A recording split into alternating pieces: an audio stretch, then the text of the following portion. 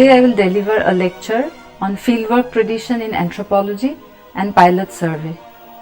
Anthropology differs from other fields that study human society because anthropology is comparative, holistic and global. Traditionally, doing anthropology has required fieldwork in another society. They form personal relationships with local people as they study their lives. Cultural anthropology has two main scholarly components, ethnography and ethnology.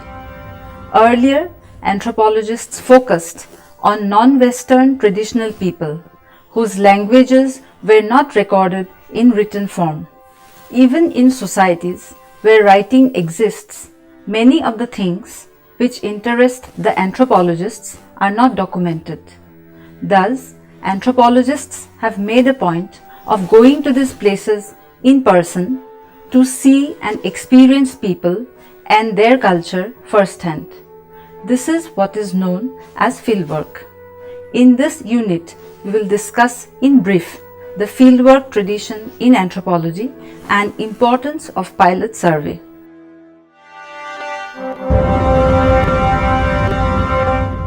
Now let us look at the beginnings of fieldwork tradition. Early cultural anthropologists conducted research by sitting at home in their library and reading reports about other cultures written by travelers, missionaries and explorers. These early thinkers never visited the places they wrote about and had no direct experience with the people whose customs they discussed. During the heyday of colonialism, that is between 1870s and 1950s, when many European anthropologists focused on the study of traditional people and their cultures in the colonies overseas, cultural anthropology really emerged. Anthropological expeditions began in America with the work of Franz Boas in Baffinland and British Columbia and were initiated in England shortly afterwards by Haddon of Cambridge, who led a band of scholars to conduct research in the Torres Straits region of the Pacific in 1898 and 1899. This expedition marked a turning point in the history of social anthropology in Great Britain. Two important developments began to take place. Anthropology became more and more a whole-time professional study, and some field experience came to be regarded as an essential part of the training of its students. This early professional fieldwork had many weaknesses. They spent short time among the people they studied and were ignorant of the languages of the people studied, and their contacts with the people were superficial and casual. This did not permit deep investigation. Later studies of primitive societies became more intensive and illuminating. The most important of these include that of Radcliffe Brown's study of the Andaman Islanders from 1906 to 1908. He was the first to investigate sociological theories in a primitive society and to describe the social life of a people in such a way as to bring out clearly what is significant in it for those theories. In the United States, during the mid-19th century, Lewis Henry Morgan showed that Iroquois behavior and beliefs make sense if an outsider spends time learning about them in context and through direct interactions and experience. He laid emphasis on direct observation and interactions. Soon after, participant observation method developed. Bronislaw Malinowski carried field research a step further. He was a thorough field worker. He is credited with inventing a new approach to learning about culture while he was in the Trobriand Islands in the South Pacific during World War I. His approach is known as participant observation. He not only spent a longer period in studying a particular group of people, but was also the first to conduct his research through the native language. He studied the Trobriand Islanders between 1914 and 1918 and was the first to live throughout his work in the center of native life. Since the 1930s, the anthropologists became aware that the number of traditional cultures is fast diminishing, and some began to study asymmetrical culture contact or acculturation. So this is the beginning of acculturation studies.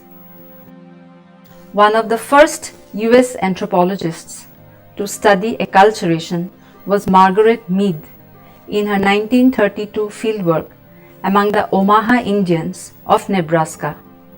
She focused in that research on community breakdown and cultural disintegration of this traditional American Indian tribe. In the course of 20th century, numerous other anthropologists carried out acculturation studies in Asia, Africa, Australia, Oceania, the Americas, and even in parts of Europe itself. Acculturation studies, in turn, gave rise to applied anthropology. In 1937, an anthropological research institute was set up by the British government in Zambia to study the impact of international markets on Central Africa's traditional societies.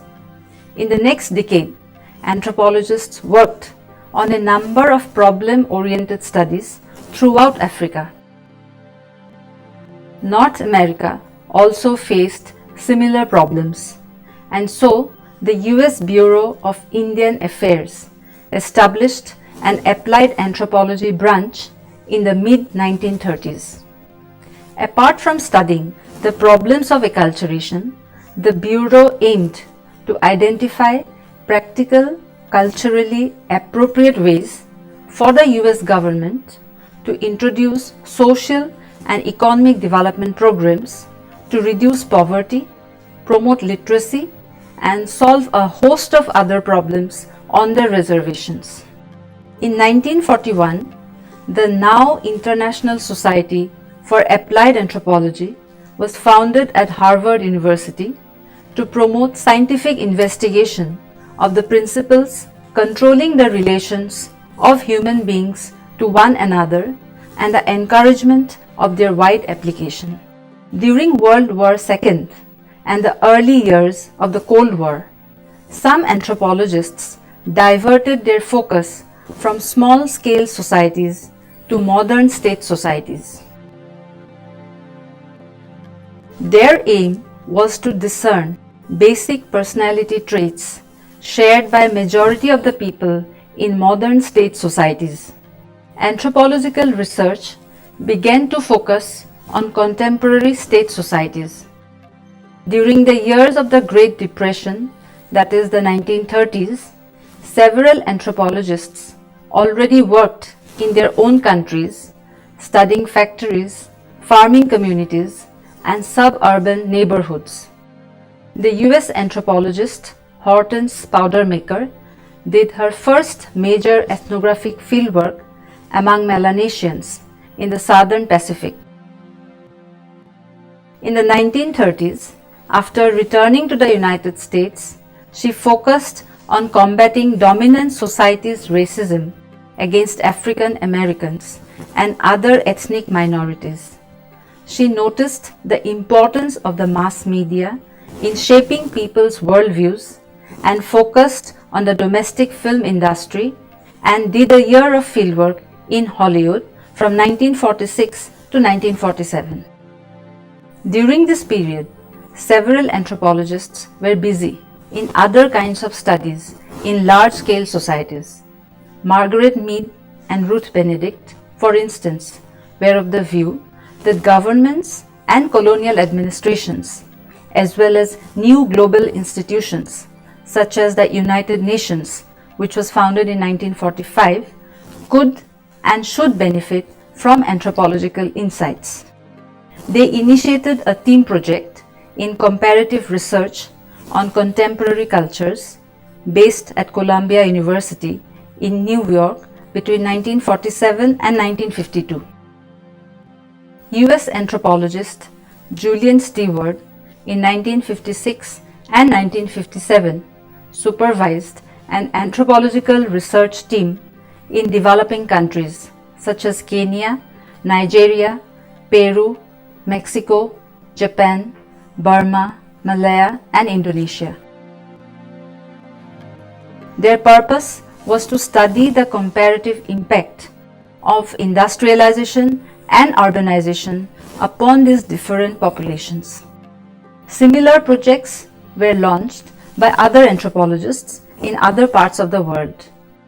While anthropologists began to widen their knowledge regarding the complex societies, some of them started to concentrate on peasant communities. Peasantry represents the largest social category, and anthropological studies of these rural populations in Latin America, Africa, Asia, and elsewhere are considered significant. By the 1960s, political unrest made fieldwork difficult in many parts of the world.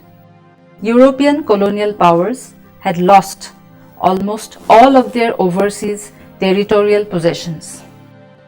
So, a large number of anthropologists investigated important issues of culture change and conflicts inside Europe and North America.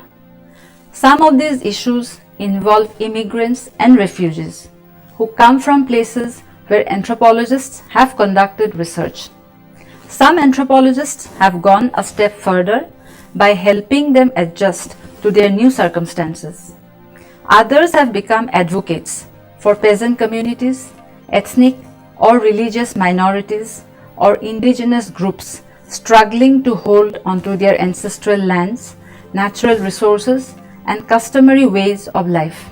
One of the first anthropological research projects explicitly addressing the quest for social justice and cultural survival took place among the Fox Indians on their reservation in the state of Iowa in between 1948 and 1959.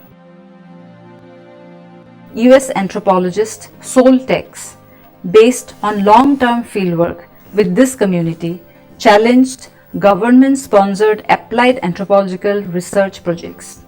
He instead proposed that researchers work directly with disadvantaged, exploited, and oppressed communities and help identify and solve their own problems.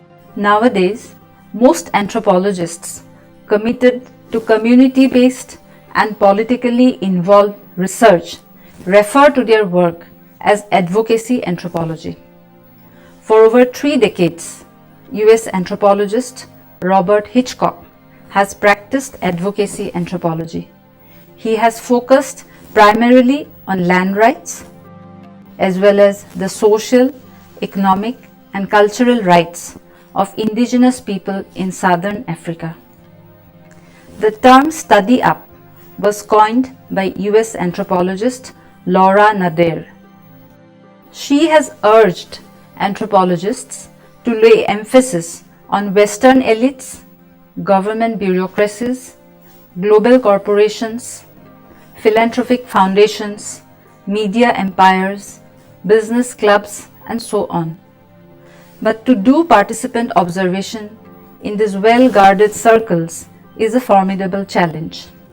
In recent times, cultural anthropologists have devised new research methods so that they can study larger scale cultures, global local connections, and rapid cultural change.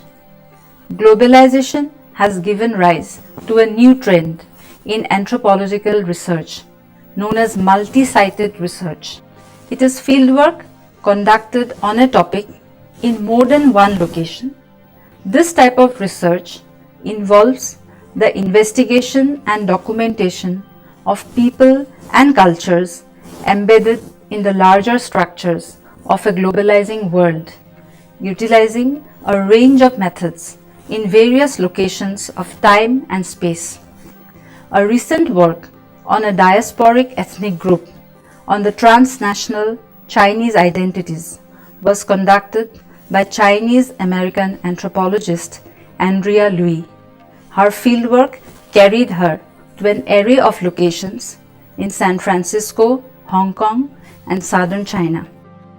Also emerging in multi-sited ethnography are greater interdisciplinary approaches to fieldwork, bringing in theoretical ideas and research methods from cultural studies, media studies, and mass communication, among others. However, in the fast-changing, globalizing world of the present century, core ethnographic research methods developed about a century ago continue to be relevant. Now let us come to the topic pilot survey. Pilot survey refers to studies done before conducting a larger study. In those areas where literature seems to be inadequate, pilot study may be launched as a preliminary step to the formulation of a schedule. All that can be formulated at this stage is an interview guide. Thus, the researcher interviews in the field in a very non-directive fashion. The questions are structured very little and controlled only by dealing with these general areas which he has reason to think are important. During this kind of flexible interviewing, he tries to follow up every promising lead which may appear as to meaning of phrases, embarrassing areas of inquiry, differences of response to what seems to be the same question, new areas of subject matter, etc. The researcher is clarifying and formulating hypotheses for a subsequent study. He is not only uncertain as to the materials he wants to inquire about, but he may even be uncertain as to whom he wishes to interview. This stage does not usually warrant a formal sampling design, but the student must be sure that he interviews a wide variety of the various types, making up the final sample to be studied. If well done and thoroughly exploited, the pilot study will usually prove to be a substantial saver of time and effort by helping to avoid erroneous and insignificant hypotheses. In large-scale studies, preliminary pilot studies are essential in order to see flaws and handicaps which might be encountered in the full-scale study. If the pilot study does not succeed in disclosing the significant difficulties which should be guarded against, the full-scale study modeled on it may perpetuate and even augment these difficulties.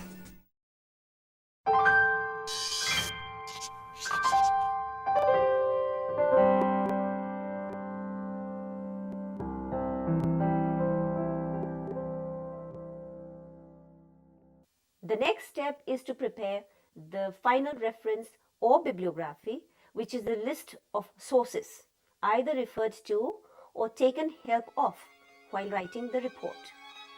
There are no absolute rules in referencing, but bibliography should follow a logical arrangement in alphabetical order and may be divided into two parts.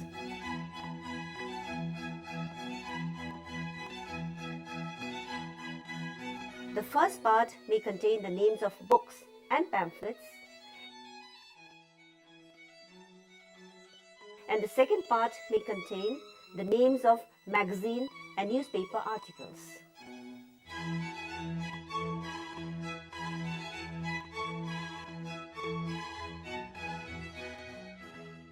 The last step in report writing is writing the final